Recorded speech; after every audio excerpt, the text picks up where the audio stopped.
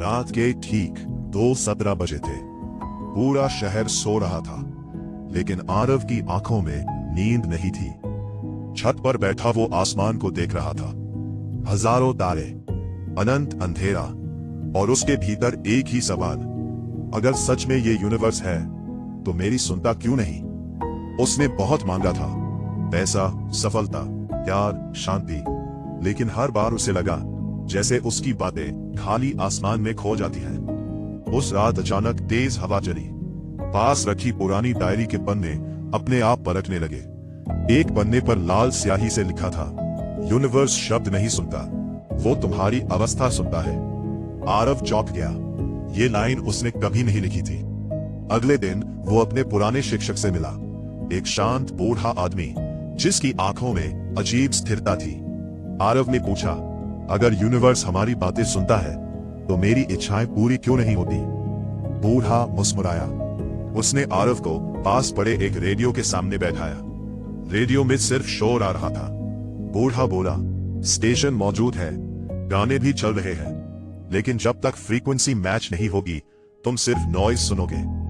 बूढ़ा फिर बोला, तुम कहते हो मुझे प्यार चाहिए, लेकिन भीतर डर भरा है। तुम कहते हो मुझे धन चाहिए, लेकिन भीतर कमी का भाव है। तुम कहते हो मुझे शांति चाहिए, लेकिन हर पल तुलना में जल रहे हो। यूनिवर्स तुम्हारे शब्दों को नहीं, तुम्हारे कंपन को पकड़ता है। ये सुनकर आरव के भीतर कुछ टूटने लगा। उसे एहसास हुआ वो हमेशा मांग तो रहा था, लेकिन भीतर से विश्वास नहीं, भय भेज रहा था। वो सफलता चाहता था, लेकिन हर दिन सोचता था कहीं मैं हार गया तो। वो प्रेम चाहता था, लेकिन भीतर कहता था मैं शायद योग्य नहीं हूं। और यूनिवर्स वही लौटा रहा था जो भीतर से प्रसारित कर रहा था। उस रात आरव फिर छत पर गया, लेकिन इस बार उसने कुछ नहीं मांगा। उसने सिर्फ आंखें बंद की और पहली बार महसूस किया, हवा बिना मांगे बह रही है, तारे बिना शर्त चमक रहे हैं, दिल बिना प्रयास धड़क रहा है। अचानक उसके भीतर गहरा सन्नाटा उतर आया।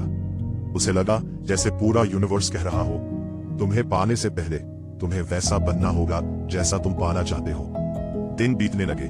आरव ने मांगना कम कर दिया और बदलना शुरू किया। उस प्रेम को वह बाहर खोज रहा था, वह दूसरों को देने लगा। जिस सम्मान की भूख थी वह खुद को सम्मान देने लगा। जिस शांति की तलाश थी वह हर पल को बिना शिकायत देखने लगा। धीरे धीरे अजीब घटनाएं होने लगी। जिस काम के लिए वह वर्षों भटक रहा था वह अचानक मिल गया। जो लोग उसे नजरअंदाज करते थे वे उसकी ओर खींचने लगे। जिस अवसर का उसने सपना देखा था वह उसके दरवाजे तक आ पहुंचा। तब उसे समझ आया, यूनिवर्स कोई जादुई नौकर नहीं, वह एक दर्पण है।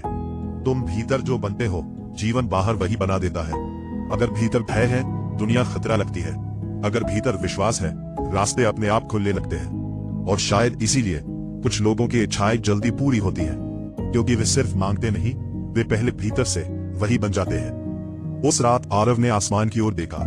पहली बार उसे तारे दूर नहीं लगे। ऐसा लगा पूरा यूनिवर्स हमेशा से उसके भीतर था।